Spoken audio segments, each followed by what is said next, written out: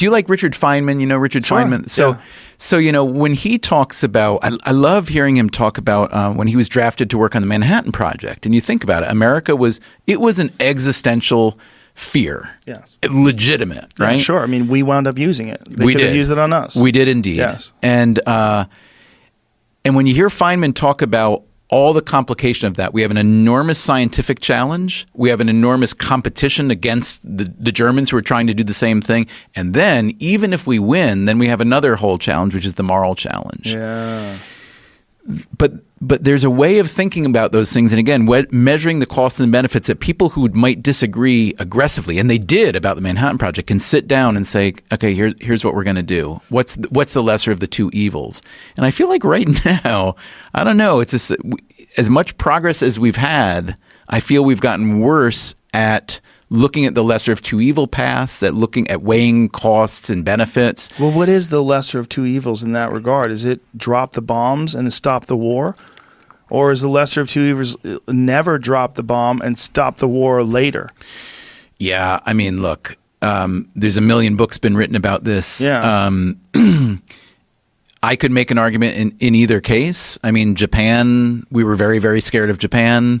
Japan had shown a lot of ability to punish the United States.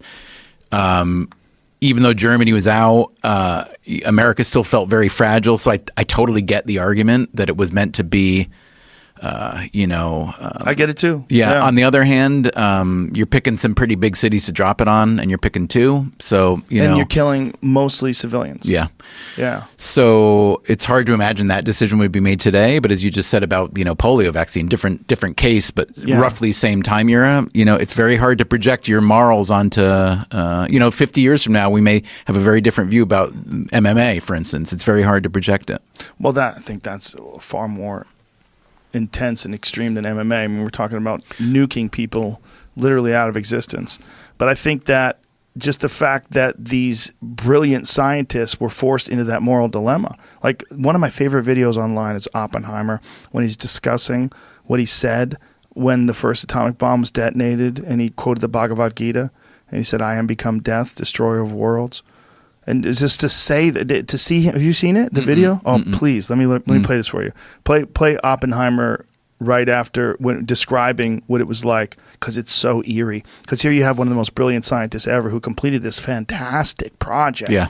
The Manhattan Project created bombs that literally were nuclear weapons. It never happened before in all of human history, as far as we know. And here, the guy that did it, that knew that was going to be the death of untold amounts of people. Listen to this. Listen to what he says. He knew the world would not be the same.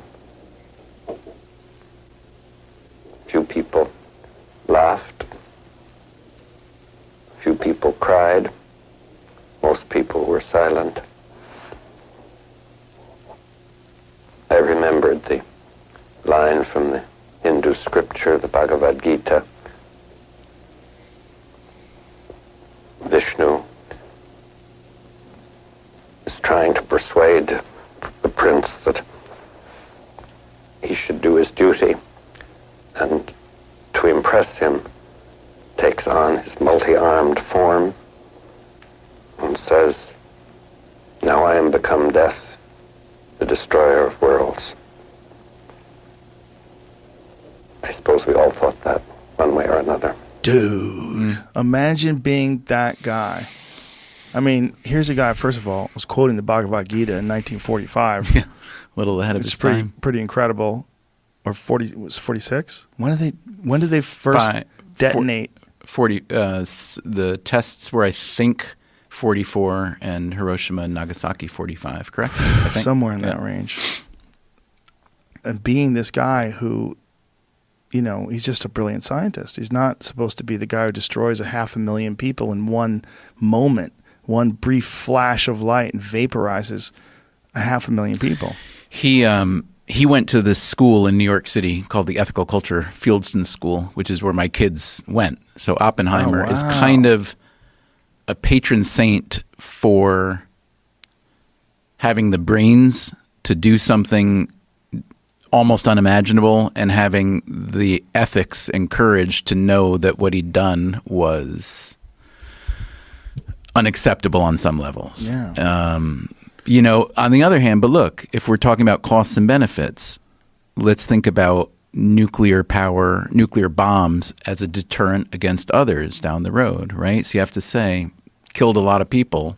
How many lives did it save? Impossible to say. You sound like a Republican, sir. I know, but I mean, That's no. the argument, right? Then you also have to talk about, then let's also talk about nuclear power, which was the byproduct of this, right? Mm-hmm. And there are those who could argue, and I would probably aid this argument to say that if the U.S.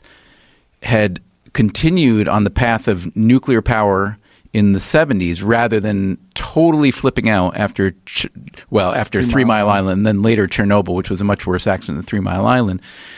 If that had continued, what we'd have now is probably much, much, much cleaner, cheaper, safer nuclear fuel. Yes. And instead, what happened, because we basically stopped building nuclear plants, instead, for the next 40 years, we burnt a crap load of coal. That's been terrible for the environment, for lives. A lot of lives lost in mining coal, but then the pollution and so on.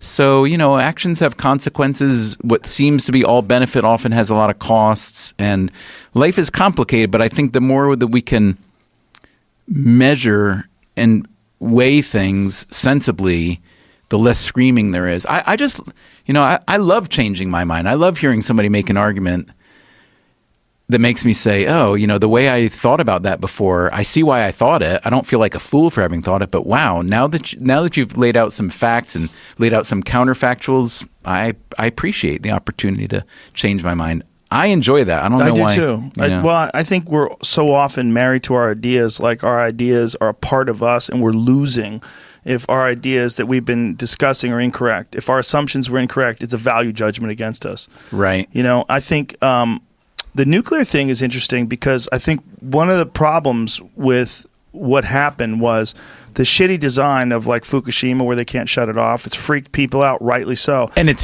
built in a bad spot. It's plainly. a terrible spot. Yeah. And the backup plans sucked. Everything's wrong. And now they have this nuclear hotspot that they're, it's going to be like that for 100,000 years. Right.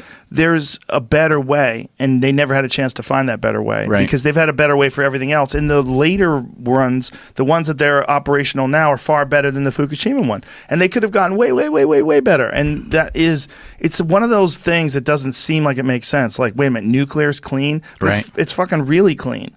It's really clean if it's done right. And if they allowed them to innovate over those 40 years, we would have got to some place where it's like super efficient.